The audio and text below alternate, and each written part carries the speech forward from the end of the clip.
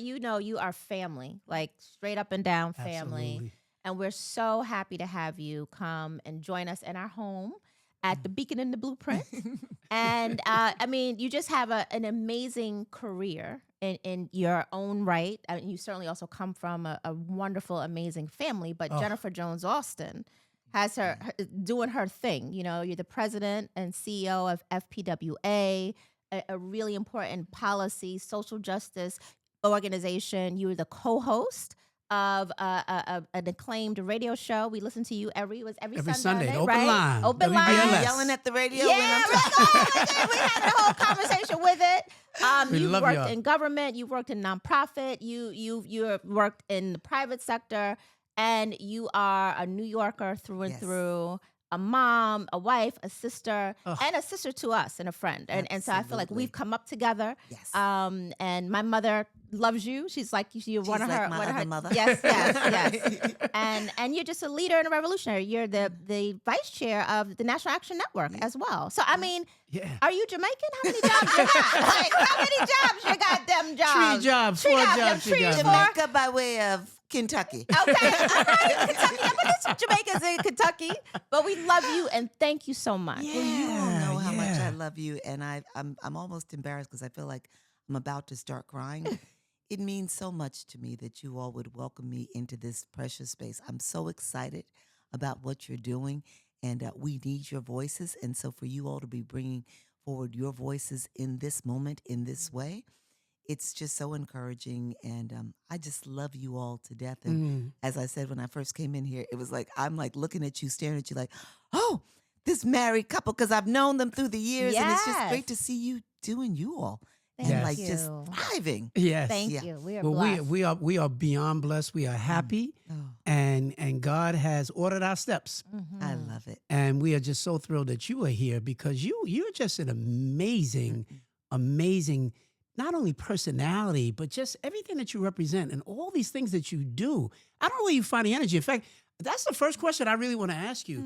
Just tell us a little bit about your story. Like, where? Y'all are hyping me up. Yeah. I'm like, No, what are you Jen. talking about? Where is she? Jen, we start talking Who is about this person? affordability and the true cost of living and racial justice. We really can't think of anybody better that could really help to explain these issues to our community and to our listeners.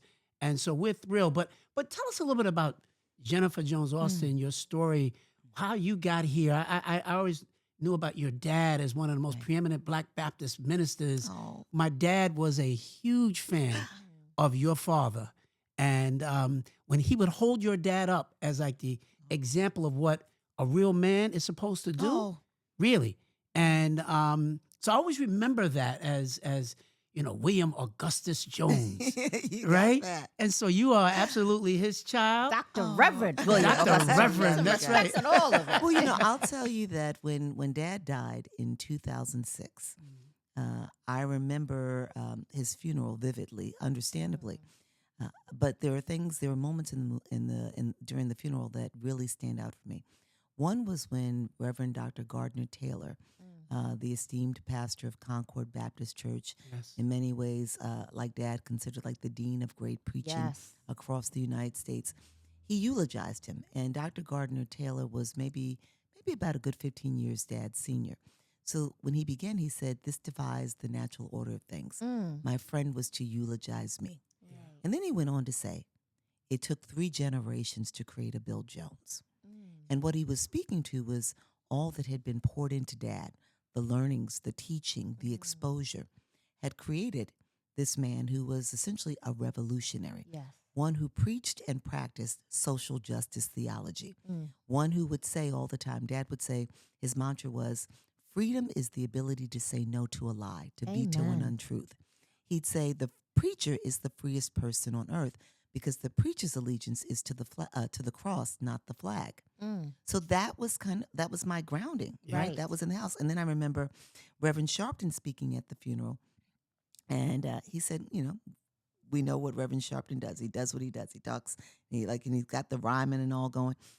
When he concluded, he said, people ask me all the time, how are you so comfortable taking on presidents and senators and congresspersons and others? And he said, because when you've been raised by giants, it's hard to look up to people with little minds. Amen.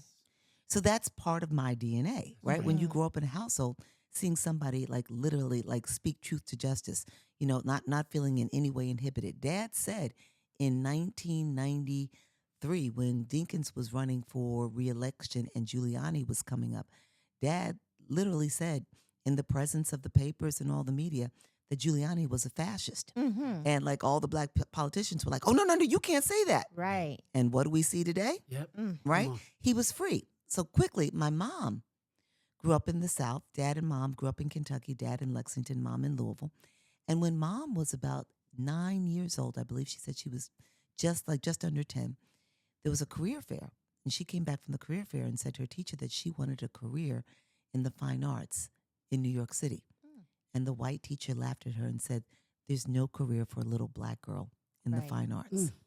She went on to become the first black person to be the curator of a Fortune 100 corporate art collection. Wow. She founded the AT&T corporate art collection in its heyday, traveled the world buying and commissioning fine works of art to hang in sight in AT&T buildings around the world. Wow. She helped to give space and place to some of the most prominent black artists today to take their stock up because AT&T was buying their works. And so when you're raised in a household with people pursuing their passion and seeing their blackness as strength and as like opportunity to like just forge forward and create pathways to trailblaze, it gets in your mind that you have a role. That's right. You have a responsibility. And I'll quickly say, I was trying to do that work, working in child welfare and in advocacy.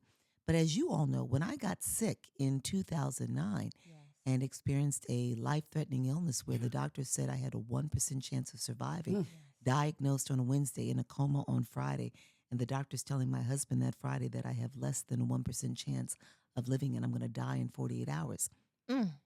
When you come on through that, Come on. right? You know there's a reason you're still here. You know there's a purpose. And I'll share with my father. One day I was listening. He was deceased by this point time in my life, but I was driving down the street listening to one of his sermons. And when he got to that crescendo moment, he said, don't you know God didn't save you for your sake? God saved you for the kingdom's sake. So when you come with that DNA, when you've experienced some of life's greatest challenges, when you come to the end of the road, or so it seems, and you survive, you come on through, you better know you here for a reason. We about to shout in here today. We about to shout in here today. It's for a reason, a purpose greater than yourself. Yes. Amen. Your suffering has purpose. Right. Yes. And your living has purpose. So that I'm just trying to live a purpose. Amen. Yes. And that's another fundamental part of your story and journey. And as you said, the inspiration that comes from you. You were diagnosed, as you said, with like terminal cancer. Leukemia. And you sparked, Jennifer Jones Austin, and the love that people had for you sparked a national movement We were to get all black praying. people as registered donors for bone marrow donors, Okay, right? so I've got goosebumps as I'm talking to you. And it's warm up in here and it feels good in here. But I have goosebumps because as I look at you, okay, now I feel like I'm about to get teary-eyed and I'm not supposed to do this. You, Sheena, you were like one of the first people. I remember the news clips. I remember watching NBC News and it was your beautiful face where you were being swabbed, your cheeks being swabbed, testing your, essentially your saliva to determine your genes to see if we had matching genes. Oh God, I'm getting sorry It's about all this. right. It's all right, Jen. But it was you were there. Yes, absolutely. You were there And for me. because of who you were and who you It's have all been right. and who you are to us and to our community, and you inspired all of us. Because Yes. it was also, we didn't even appreciate that we weren't in the registry. Right. That's right. And that we could save people's lives and that there was something for us to do. So you've always been a beacon. It was community taking care of community. Yes. And it and that's what I keep on resonates in my head all the time, in my mind, my thoughts, my heart. Community came forth, not even knowing me in many instances. Right.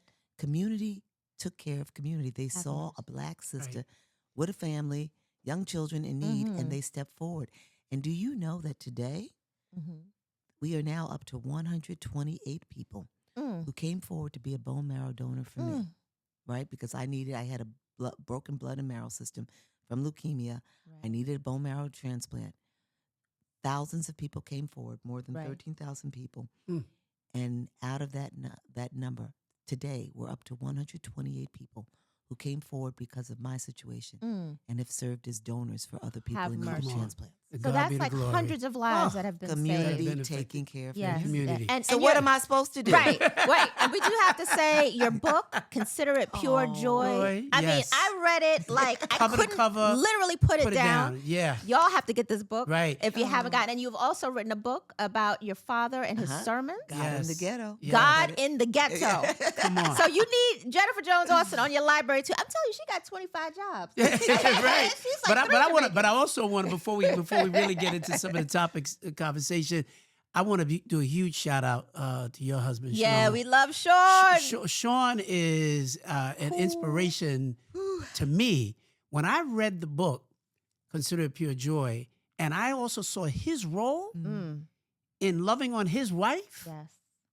You talk about love Black and love. what black men need to see as an example. Nobody better than Sean. That's my man. He's a good guy. Yes, he is. Yeah, I'll Y'all quickly blessed. share that we'd been married. When I got sick, we'd been married, I guess, at that point. It's been a while. We've been married for 16 years. And I'm just going to be honest.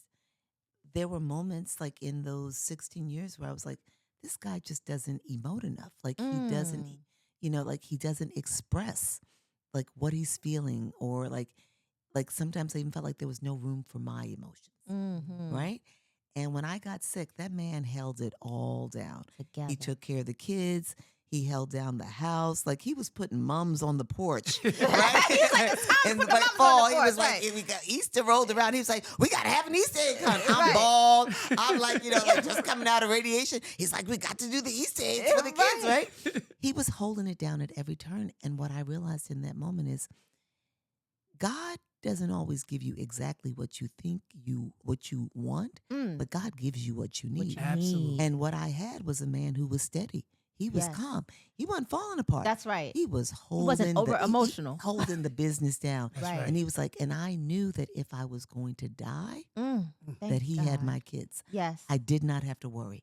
He had those kids. That's right. That's Wow. amazing. Woo. And this is one great part of the book. I mean, I know we're not here to talk about this book, but this is so powerful, and I think even important as it's important for us to talk about who we are, how we got here, so that there's an appreciation and a connection. Again, that inspiration. But there's one part in the book where you talk about, I think you're like coming down the stairs. You got to tell that story. You got to quickly tell that story. And you're like, and he looks at you like, tell the story, Jen. So, I'm at home. I was actually out of work for about 15 months. I was near death's door. And then the transplant, we didn't know if I was going to get a donor. And so Sean is running all of these drives. Like you all are working Yes. with him, people across the nation. He stood up 200 donor drives in about like 6 weeks, right? Just working the phones, working the internet. And I am at home. I'm in between treatments and people are telling me, oh, you look good because I'm resting, right? Right. I hadn't rested in a while. And I come down the steps into the office where he is. And I see him and I'm like, oh, honey, you look so tired. And he turned and looked at me. He said, that's because saving your ass is a full-time job. And you're like, oh, okay. That was the line of the book. I was like, and he seems like, but I can see And him it was saying that right now. And he wasn't good. He was like, that's because saving your ass is a full-time job. I was like, okay, I'll just go to the bedroom. It's about I look tired. Right. Right. Oh man, And that's I who love he that brother. is. Right. Right. Y'all know him. That's Yes. right. Just smooth and dry. But then he'll drop those stingers and Yeah. you're like, oh, And I know he looked at you like this too, like, okay, could you go back upstairs 'Cause now? exactly. I'm trying to save your life. That's here. right. I That's love it. right. I love oh, it. I love that you remember that.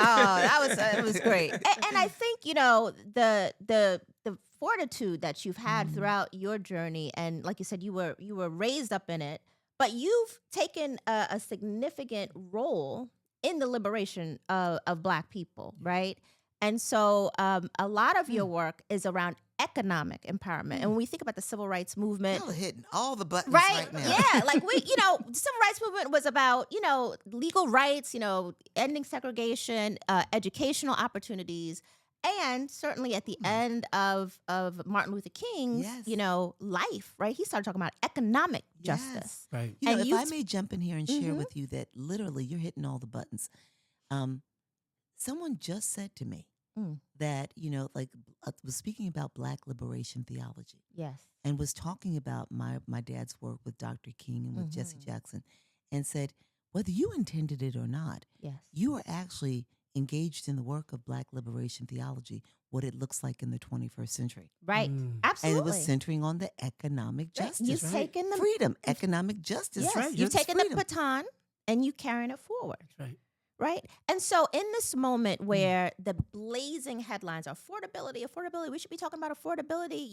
The Democrats are not talking about it. The Republicans are not talking. Trump is saying something crazy. We wanted to really have a conversation with you to really understand for us as a community, what is affordability Right. and what does it mean for us? Absolutely. So let me begin with, it was in 2017 when I started like leaning into this issue.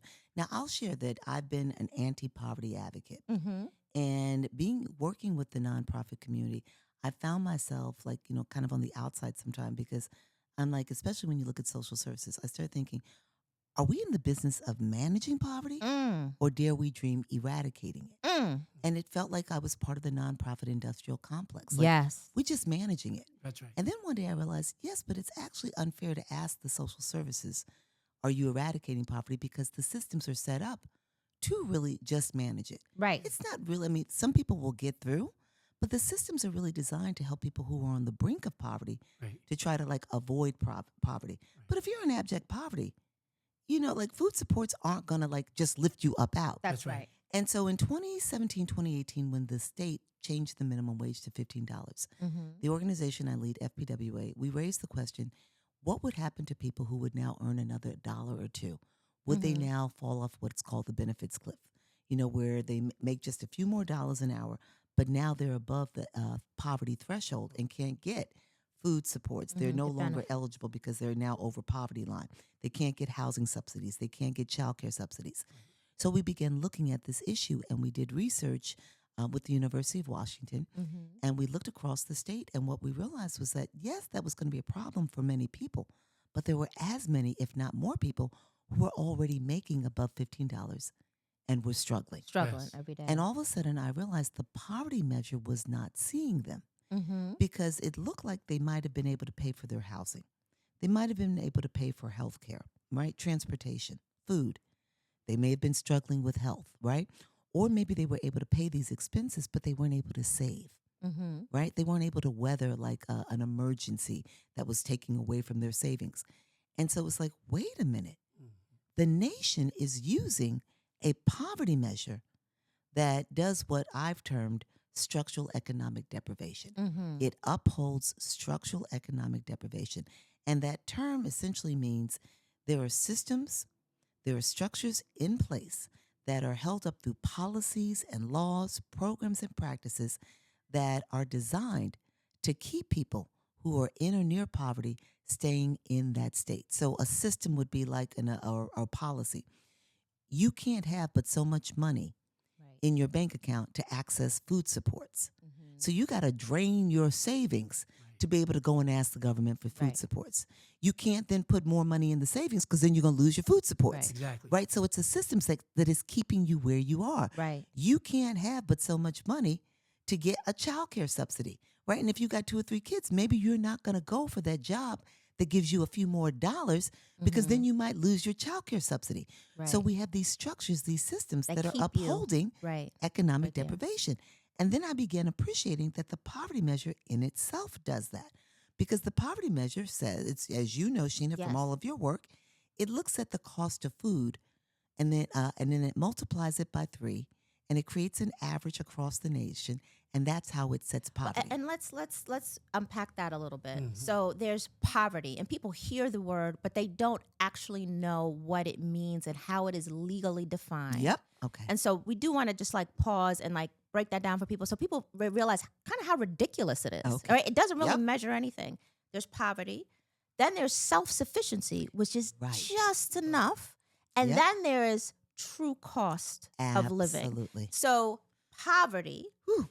is, as you said, it only measures like food. Yes. Like if you were a family of 4, how much it would cost to buy food for your family, and then they multiply that by 3.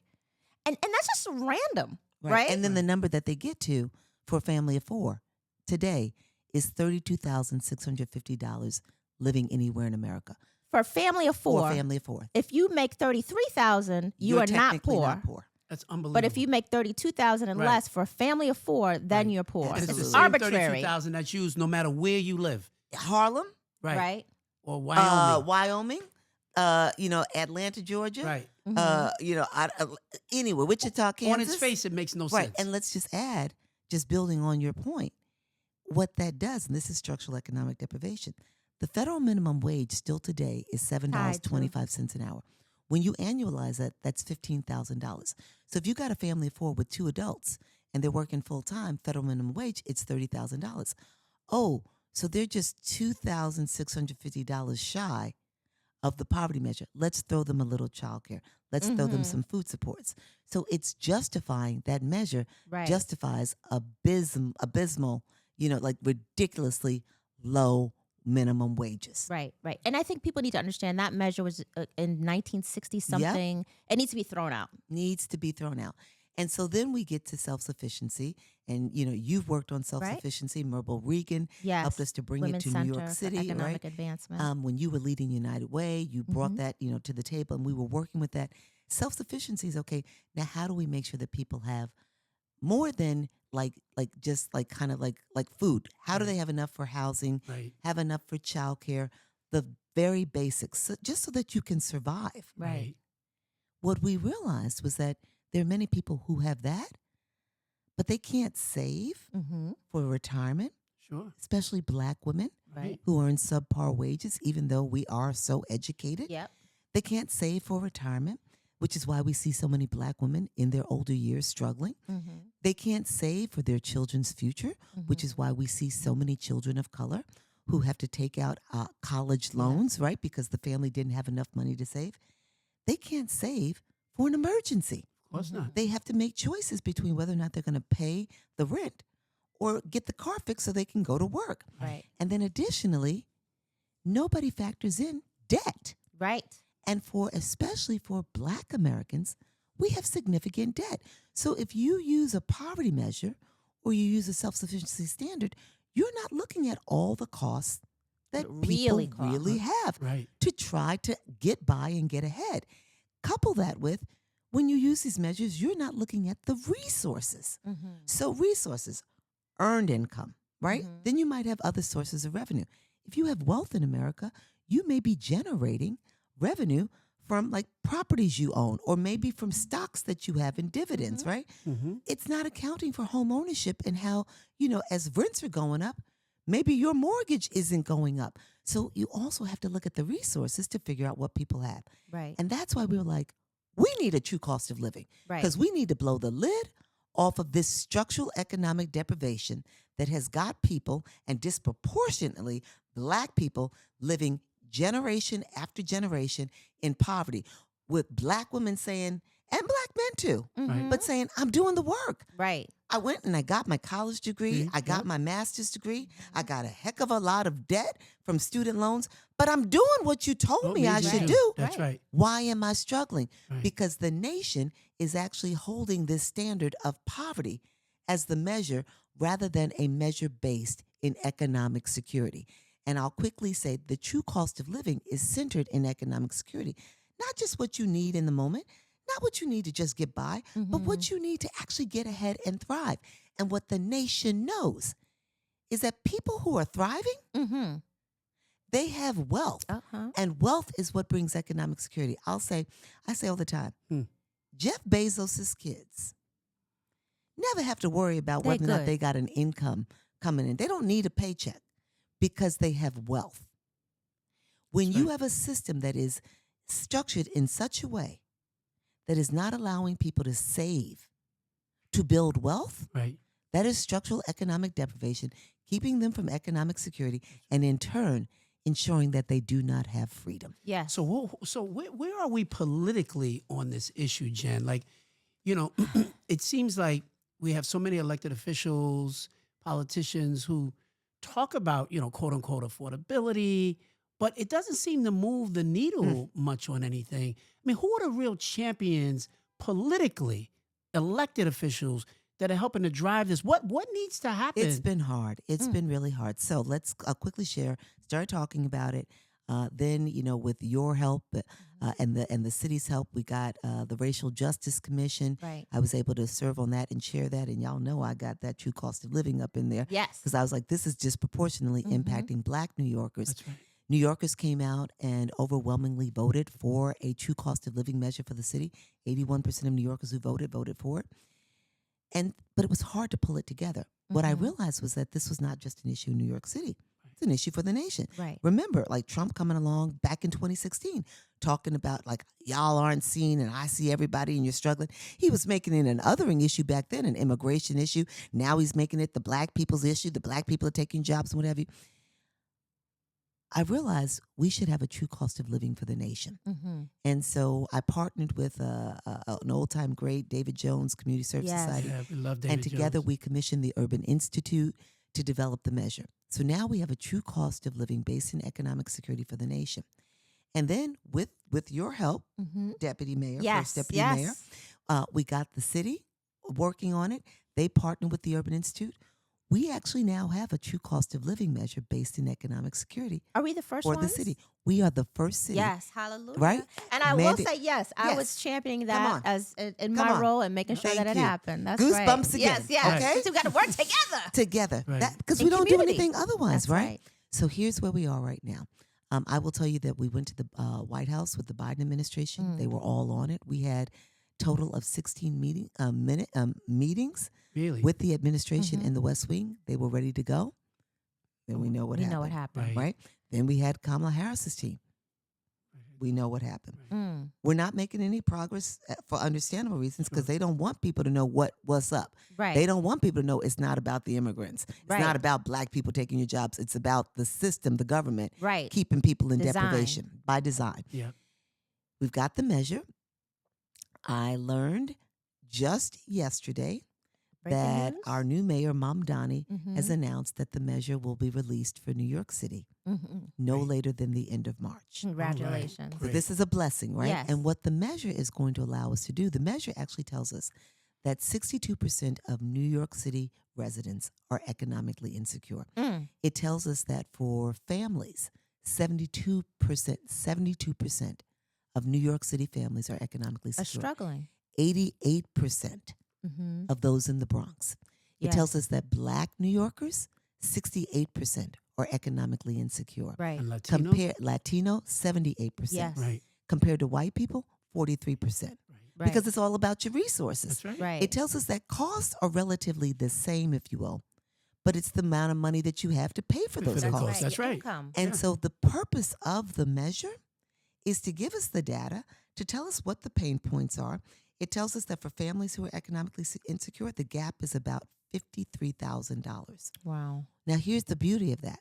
They're talking about universal child care. Mm-hmm. But universal child care on an annual basis may give a family another $20,000, $25,000. Right. If you're a family in New York City and you're economically insecure, you're struggling, it's going to narrow the gap. Yeah, but Right. it's not going to close But it's it. not going to close it. So then it allows us to say to Mamdani, to Hochul, to whomever, yeah, that's nice Right. Right. and that's good, but that's not enough. That's right.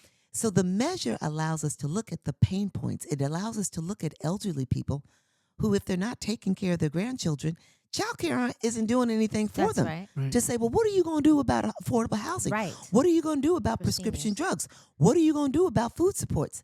It allows us to look at where people are suffering. It goes county by county, looking at the data. Mhm. So it's no longer like the poverty measure, just looking at The whole across the country. nation. Right. Right. It's looking county by county and saying, this is the problem in this community. Mm-hmm. They got a housing issue here. Right. They got a childcare issue. They got Right. a transportation issue. What are you doing for our people? Right. Right. I love it. And affordability, as you said, is universal. Right. And some of those numbers are shocking, right? 63%, 78%. And it helps people understand you're not crazy. Right. Like it really is hard. Like you're not making enough money to make ends meet, live comfortably, and not be stressed all the way out. Did you see my face? I got a little angry for a minute Right. because that's what bothers me the most, and especially when it's our people in our community. Right. We have done the work of Right. trying to get ahead, to create opportunity for ourselves. Mm-hmm. But when you have a system that allows for and enables, occupation segregation Yes. Right. with Black women disproportionately Yep. in jobs that are paying low wages, that are considered not worthy, or jobs that are deserving of true, fair, livable wages. Right. When you know the debt that we're living under, Right. when you know how hard it is for us to get loans to purchase homes Right. that allow us to get ahead, and then you want to turn around and say, well, you're just not working hard enough. Right. You're not pulling yourself Right. up. Yeah. The measure allows us to say, that's not That's They're not the doing all, case. they're doing all No, the they're doing things. all, and we've been doing the things, and Black folks and Latino and folks in general. Yes. People are not lazy. People don't want to just No. sit around and wait for somebody to give them something, but they need help. Yeah. And I'm I'm in complete agreement. But what I'm saying is now that the report is coming out and we're moving things and everybody's going to have that data in front of Yes. them. So I need you to use it. Yes. Yes. Right. Yeah. So What's let me- the next right. steps? Now So what let do me we need first to be say doing? that you can go to. Do you mind me sharing website? No, yeah, please. You can go to fpwa.org. You can also go to urbaninstitute.org because you can look at Urban Institute's website. They're the ones who created the measure. You can look at what's happening across the country. You can look at how Brooklyn compares to Atlanta, Georgia, right? Right. But here's the deal. It gives you information about housing, healthcare Yep. costs, transportation costs. It goes through all of the costs, debt, how much you should be able to save. And then it looks at the resources and you can compare. It's interactive. Right. You can compare your family's experience to what's there. And then what that allows you to do is to gives you bargaining power. Whether you're associated with the union, Yeah. when like the people who've gone to combat gone to bat for you have come back and say, let's accept this, you can say, that's not going to help my family get ahead. If you're in the private sector, it gives you leverage to say, you want me to work, but you're not paying me fair, livable wages. Right. So that's the first thing that it allows you to do. But it also allows you, when it comes to voting time or even before, press your congressional leaders Right. and say, enough of this. Let's start living by a true cost of living. I know what you're doing. Don't talk to me about affordability and say you're going to help me, and then you're going to give me just childcare, and that's not enough. Right. It gives you, as you all are doing on this show, it's an education tool Yes. that empowers you to know you're not crazy. Right. And then to gives you, activate. tells you what to do about it. And I think Yep. that as this measure comes out and people can very clearly see, as you said, where they stand and what's needed and what the resources are, there needs to be a real organizing campaign Absolutely. to make sure that we elect people who are going to solve the problems, that we are very clear about exactly what policy is going to move the needle on housing or childcare That's or right. healthcare. And that this is a to-do for us, I think, as a community. That's right. All this work has been done, and you're right. And I've been a part of this work as well for, as you said, like 15 years at United Way. We were doing self-sufficiency. When I came into city government, I was very focused on the Racial Justice Commission and making sure that your leadership You were was right there. there. Yes, and making sure that the city adopted this and we got this going. And so happy to hand the baton to Mamdani, and I think Afua Fia is amazing, and she's gonna kind of lead the way. We can hold them accountable. We got to hold people accountable, but Right. we've got to organize around these issues. And then one thing, and we've alluded to it, but there's affordability, which we understand, and wages is important. I think one of the Right. things that we did in the administration is that we did ensure that unions, we Yes. settled every contract. I'm very proud of the work we and did. you set a standard. And I'm proud of the work we did for the nonprofit Yes, sector and yes. increasing You led wages that. by and with your support, Mhm. right? That's really, I mean, you got all the expenses, but you have to make fair wages. That's right. And the one of the things just to be very clear about, it's the Racial Equity Commission. It's not Right. just equity, Yes. like equity, Yes. for everybody. It's racial equity.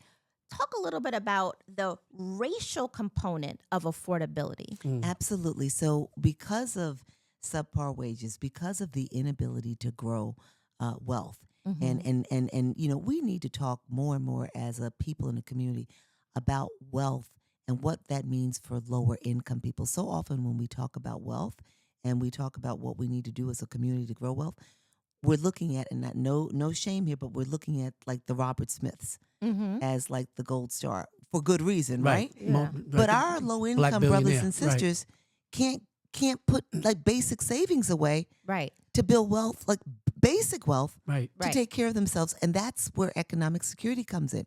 But the reason why we had to center on race is because when you're working with subpar wages, you're not going to be able to take care of your children into the future, right? The reason why we have to focus on the racial wealth gap, the reason why we have to focus on racial disparity is we know that Black children grow up disproportionately in poverty. Still today, 1 in 3 Black children compared to less than 1 in 10 white children lives in poverty. And so we have to look at all these systems. What is happening in government that enables that and allows that? That's why we said it's got to be racial equity centering in government functioning. Mm-hmm. Yes, everybody else is going to benefit from it. Everybody always benefits But when we Black have people to do well. Exactly. But we Right. have to center on the problem in its most acute form. Because if we do this work of kind of playing on the edges, which is again why I go to when I look at universal child care, yes, it's good. Mm-hmm. But if you're going to help white people who are maybe $5,000 away from being economically secure by giving them child care, but you're not closing the gap Right. for Black people Right. and Latina, the Yes. Latinx community, that's like $53,000 away, we got to keep the focus there. Right. That's why it's the Office of Racial Equity. Right. Because the focus, like, if we're not doing well, Right. you know, it just becomes intergenerational. What does the single mom who's in the Bronx, right? We said is the toughest county. Single parents having it harder than everybody else. Single parents of color. So you're a single mom in the Bronx. You're raising 3 kids, and it is a major struggle. Like, what does that mom do, or should we not be looking for that? You know, what she's going to do, but rather what the electeds are going to do to help to bring about real change here. One of the things that excites me most is that doing this work around the true cost of living helped me to realize that we have got this false narrative that permeates our society about who is deserving Right. of the ability to live securely, to live with dignity. And if we don't recenter this nation and have an ideological shift towards economic security for everybody, we're just going to keep losing. And so that mother of 3, the Latina of 3 who's doing all she can, what she keeps doing is she keeps getting another job, right? So now she can't even raise her children. She is working All just the to time. be able to put food on the table. And what we have to start doing is looking at the policies and holding these electeds accountable for. She should not have to be making subpar wages because you think that her work is not worthy. So we need to shift the narrative on what is worthy work. Women who are domestic workers, right? Essential workers. Essential We workers. learned a lot during Right? COVID. Home health aides. We need to raise their wages Right. to ensure that they can care for their families and they're not working 20 hours a day. And Jim, we're up against people who are like, we don't want to raise their wages. Right. But the beauty of it, and this is why, I'm so excited about this. The beauty of the true cost of living is that everybody can see themselves in it. And it's kind of like Fred Hampton. It's kind of like Dr. King, bringing it full circle. Fred Hampton became most dangerous. Yes, he did. Right? They took him out. Because he brought together Black people, Hispanic people, poor white people. He was like, this is not just about us. Yes. This is all of us. Dr. King, the Poor People's That's Campaign, right. was bringing everybody together. Jesse Jackson, the Jesse Rainbow Jackson, Coalition, Rainbow right? Coalition. Yeah. Yes. This is what the true cost of living does. Right. So people begin to realize, oh, wait a minute. Mm. It's the system. It's the structure. Yeah, you're taking care of my children when I drop them off at childcare. Yeah, maybe you should be able to live with dignity. Right. And maybe I wouldn't have to pay you as much if the government was doing its part. So that mother, what I'm trying to help her see is that there are people out here who are fighting, who see you, Okay. who see your struggle and want you to know, we know that the system is trying to keep you where you are, and we're going to fight the system for you. And you can join. It's like when everybody joined the boycott. Right.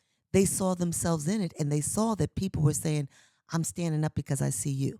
Right. So as you said, one of the next steps that we're undertaking is it's going into the community. We've been dealing a lot with the policy makers or the policy influencers, but now we're doing the work of socializing this with the community to say, we see you. We need you to join this fight to push for what is rightfully yours, a life with dignity.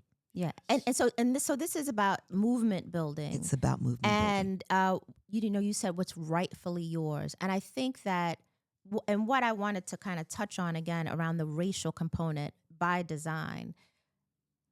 We pay people subpar wages because of racism. Yes, right. Black people, Hispanic people, people of color have been underpaid and, as you said, put in jobs. Occupational segregation specifically and purposely because of racism. Absolutely. We don't, and we know for us what that has meant.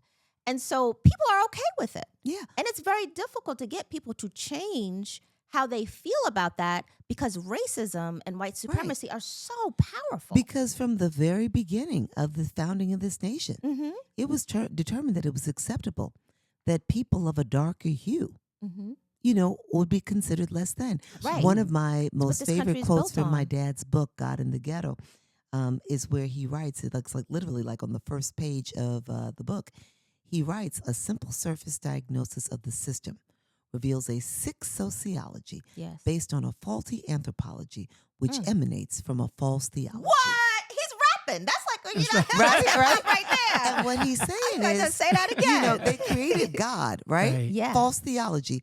God is white. Yes. God is a white male, right? Right. Completely false theology, right? Completely. If you read the Bible, you know, right? Like the Yep. Jesus and the people were not white. Right. But God is a white male. So then if your theology has God as a white male and we can see God in these stained glass windows, Jesus and all the Son of God as a white male. So if God is white and male, then anthropologically, the white male is most like God. So therefore, if God is the supreme being, then the white male is more supreme than anybody else. So anthropologically, the white male is supreme. And then sociologically, how one orders society, how one thinks about the ordering of society and how we adapt is white man's on top, the polar opposite, black, and I'll go one further, black woman is on the bottom. That's right. Which makes it okay then. It says God is a racist and God is okay with how we've ordered our society with white man on top and black woman on bottom. So we can pay her less wages. That's right. We can pay the Latina less wages, the Latino less wages, the black man, because God is okay with this inequitable arrangement. And what we're saying is, no, God is not a racist. Not. The white people who founded this nation and what we're seeing right now, the white people who want to preserve the power, all of this from day one has been about political and economic power. That's From the very beginning of the taking of land of Native Americans, That's right. it's been about political and economic power. And when I did the Racial Justice Commission, the General Counsel for Bishop Desmond Tutu for the Truth and Reconciliation Commission said to me, I want you to hold this. And he said, be ever mindful that those who created the system created it to persist. Yes. So what we're seeing today, they will kill democracy if they have to. Absolutely. Sure to uphold this preserve that. system. Absolutely. That's right. They will kill voting rights, right? They will cede power when they thought that the nation was going to elect another Democrat. They started tearing down federal rights and trying to cede more power to the states. I know, with Democrat voting black rights. woman. Right, They're like, right. absolutely not. But they started trying to put more power in states Right. because they were like, if this with the browning of America, Yes. if we're going to become more brown, we can't have a powerful federal government. That's right. So we got to return power to the states. So if we've got to operate in individual fiefdoms, that's what this is. That's Right. exactly what this is if all they about. got to take down the system. Listen, for the first time in history, we have more children of color who were born than white children. For the first time in our country's history. That is what scares people. Right. That is what this is all about. That's what all this hysteria is all about. But still we rise. But right? still we rise. And that's where you're talking about it can't be the rhetoric. It has to be the organizing and making it very, very clear. Let me ask you this, Jenna, because let me just quickly ask you. My daughter, you all know Kennedy. Yes, Kennedy. One of the things that she said to me about this work was she said, you're going to have to spend some time in the community to help people who've been told for so long that, they should just be happy with just Yes. enough, you're going to have to spend some time letting them know, no, you are entitled to live with Right. dignity. Because racism and white supremacy affects everybody. Absolutely, absolutely. Even including those who are trying to fight to dismantle it. Yes. We've all been been Yes. affected, right? I'm often I think about you really sit at the intersection of a lot of influential people in both in our community and outside of our community. What are your thoughts just around this notion of a Black agenda, right? I think about the fact that we've got so many Black folks now who are sitting in key positions, but yet it doesn't seem like we're moving an agenda, because I'm not sure that the agenda itself is crystallized. What do you think about that? And what would you say are, the three things that should be helping to shape what a real agenda should be, so that we're talking about this and measuring Yeah. against it at all times? I for one, am not impressed Yeah. by the fact that we have so many people in so many influential positions. That's cute.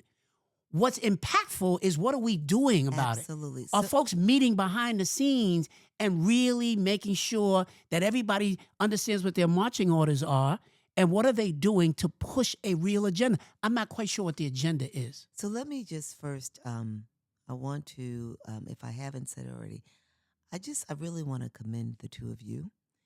When you determined to leave the communities that you were in, I hate when people say this, oh, you could be doing anything. But when you all determined to go into government after years of serving our community, private and not-for-profit sector, right? You all were committed to bettering life for Black New Yorkers. Yes, That's not the case with everybody, that's true. right? Just what's that line?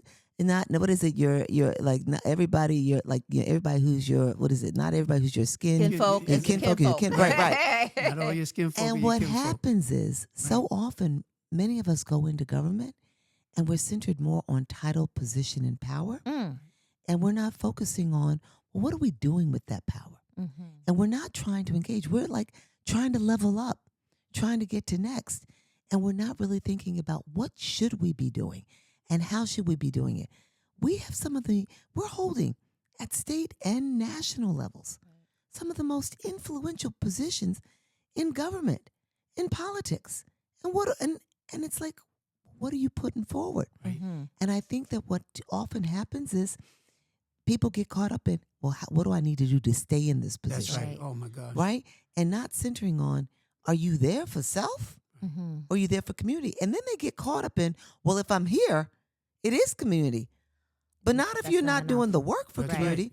And so I think we need to start having some really tough conversations with our people in these positions and saying, no, I'm sorry, you're not leading. When we got down at the federal government, I'm just going to call it a federal minimum wage of $7.25 that hasn't been changed since like 2007. Crazy. We've had some Black leadership at the federal level. Right.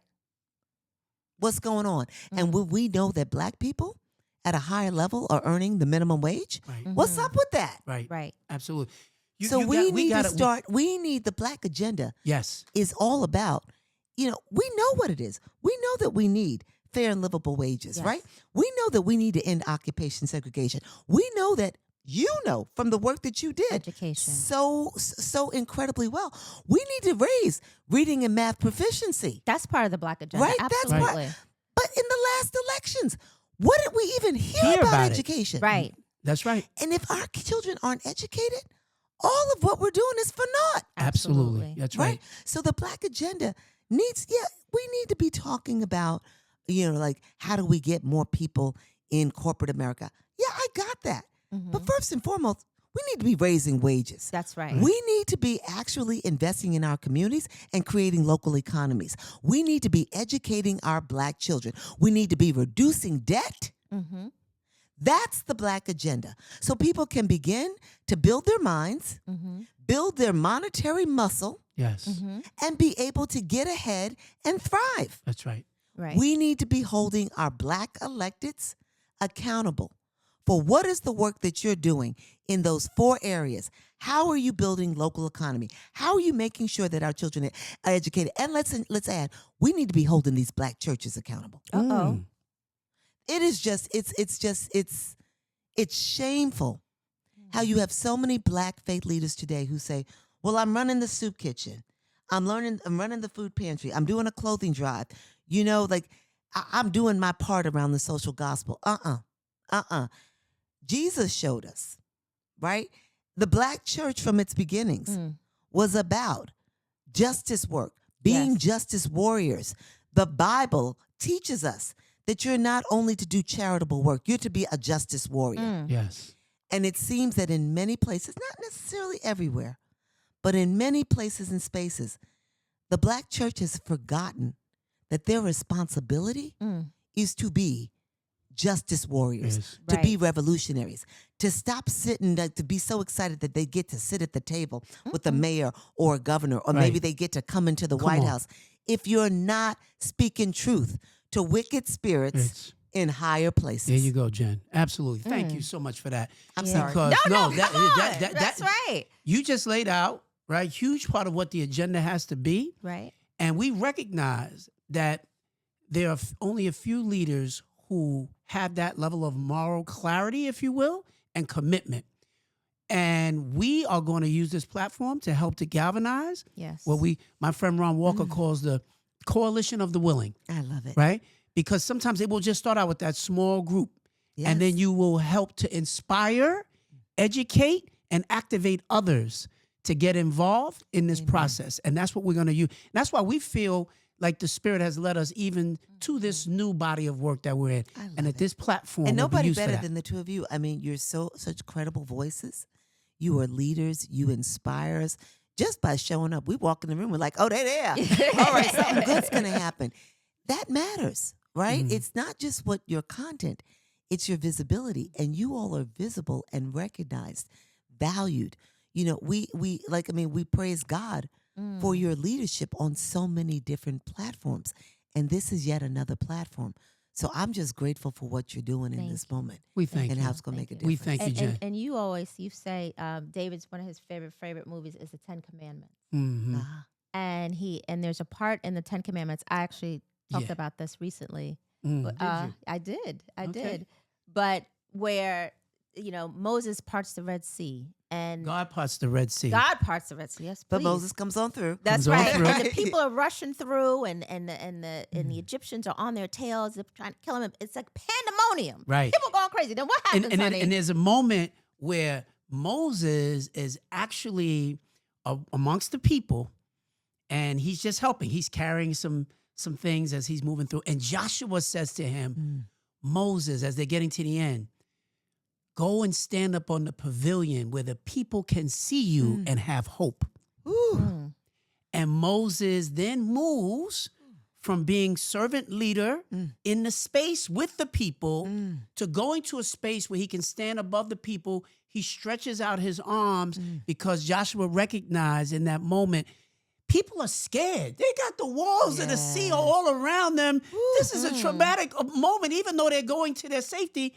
People need hope. As Jesse Jackson said, keep hope alive. Yes. And sometimes just your presence alone That's right. serves as that hope. And we need real leaders who will stand up, not just doing for themselves, but to stand up and be an inspiration for people to know that good things are coming. Keep your faith strong. You were born into that. Yes. There are a lot of people who were not. And we need people like you, like us, and others who are in those places to stand in the vanguard and to give a level of inspiration so that people can have hope. Ooh, you touch me. And you know what? I'm 57, and I think I got some more work in me. Yes. Yeah. amen. But a lot of what I'm trying to do right now, and it's what I've seen you all do, and like one of you is older than me, and the other one is younger. I'm not gonna say that. I know don't the wanna one get everybody thrown out, knows. right? But in this moment, it's also like it's that Moses Joshua, right? How do we serve as that face, that voice, to speak hope into this next generation? Yes. Yeah. To do the things that people would say to us, we shouldn't be doing, that are unthinkable, to question, to challenge, Yes. to realize we have voice Yeah. and we should be using it. Yeah. So Yeah. this is your voice. Right. Jen, right. what do you do when you're not leading and driving and working? What do you do just for fun? I drive my kids crazy. How do you do that? So trying to spend a lot of quality time with my kids. One of the things, they're 24 and 28, I've told them enough of like gifts, like things, Right. experiences. Yes. Yeah. So I've taken to like traveling with my kids. Just last September, I went to Iceland with Channing. Wow. And Your we son, had my son, who is a professional baseball player. He's a incredible. And looks like a sweet guy. model. Yes. You Right, guys, tall and good. I mean, your family is a family that look like they should be on the No. front of every magazine. God has been good. God allowed me to live long enough to see them, as I said in my book, and y'all remember, grow into their full height and shoe size. And so I'm grateful for that. But I get to spend time with them. Kennedy and I have taken to, we've now become yogis.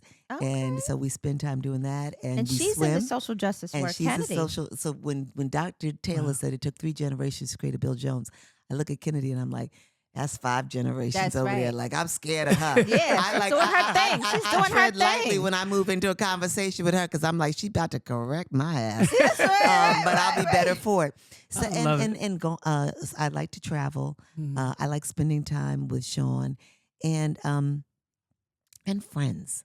Like, I realize I need to spend more time. I mean, we were talking just recently. We need to spend more time That's together. right. Yeah. That's right. Right? Like, just like time just to be with friends and enjoy each other That's right. and lean into each other. Yeah. Yeah. And I'm reading. Yeah. What are you reading? So I have Blondell Pinnock, who you all Yes, That's might our my know. dear. sister. That's our heart. She I love hooked me her. up with Harlem Rhapsody, historical fiction. A Oh, really great book about Harlem and get this. the years of Blondell didn't tell you W.E.B. about Du this? Bois. It's a good Oh one. man. Harlem Rhapsody. And then the other book that I'm reading right now is a throwback. So in 1976, my father wrote a book with 2 of his good friends, his besties, 2 men who actually co-officiated my wedding with Sean, Harold Carter, a minister out of Baltimore, and Y.T. Walker Oh, wow. from Canaan Baptist, chief of staff to Martin Luther King Jr. Right here at home. He's one of my dad's, 2 of his closest friends. They wrote a book in 1976 titled The Black Church Looks at the Bicentennial. And here we are, Really? in the- 250, yeah. right? Here we are, it's 250. They call it the semi-quincentennial. And I determined to go back and read the book, The Black Church Looks at the Bicentennial, that looks at the role of the church up to the civil rights movement, during the civil rights movement, and then prophetically what we should be doing going forward. So my aim is to work with Black church to reclaim that prophetic mantle, Yes. that justice warrior mantle, Yes. to help our Black faith leaders with the work that I do, to find their voices around these issues, I around the love Black this. agenda. So I'm spending some time with that I so love that it. we can look at what is the work of the Black church in this And semi-quincentennial 250th year going anniversary forward. of the United States of America. I love it. I love can't wait to get that book. Yeah. So I mean, I think we will have you back. And But Absolutely. you certainly exemplify, and this conversation exemplifies the beacon, right? That you are, You are beacon. and the blueprint. So we leave here today. look at my feet. I'm with like, that, right? with the call, like we are going to organize around the true cost Oh, of I love living. you guys. We're going to create, campaigns. We're going to make sure that the policies are enacted to solve the systemic problem that is there. And and we're going to hold people accountable, right? right. That's what we ready. That's right. And that's why we're doing what we're bless me. doing. And we need, right. but we won't be doing it alone. No. We need it with the folks from our community. That's right. And that's why a everybody who are listening to this podcast, there's a movement afoot, and there's something that they can do in a role that they can play. Final words, Jennifer, from you to the people. You blessed me real good. I'm sorry. We love you. I'm thankful for the 2 of you and for what you, for me, it's about you all, just as you always have been, being exemplary role models for how to engage in the work, to be learned, to be educated, but then to use what God has given you for the greater good of our people. And so that's what I'm striving to do. That's what you all do. And I just want the community to know that's why we're here. That's right. God has given us life to fulfill God's purposes, That's and right. let's just get to it. And I want everybody to understand that just like you and I have purpose, they have purpose Absolutely. too. That's right. They're Yes. living in this moment because they have purpose. So let's just take that and engage in collective work That's for the right. betterment of our community. Come on. Jennifer Amen. Jones Austin, just one of the angels who was a gift to our people. You got us all crying up in I here, know, Jennifer. I know. And thank you so Thank you, much. Jen. Thank Maybe you. I'm I'm hormonal. Listen, we just feeling the spirit in here That's today. right. That's right. Amen. Thank you. Absolutely. Love Amen. you. Thank Love you, Jen. you. All right. Yeah,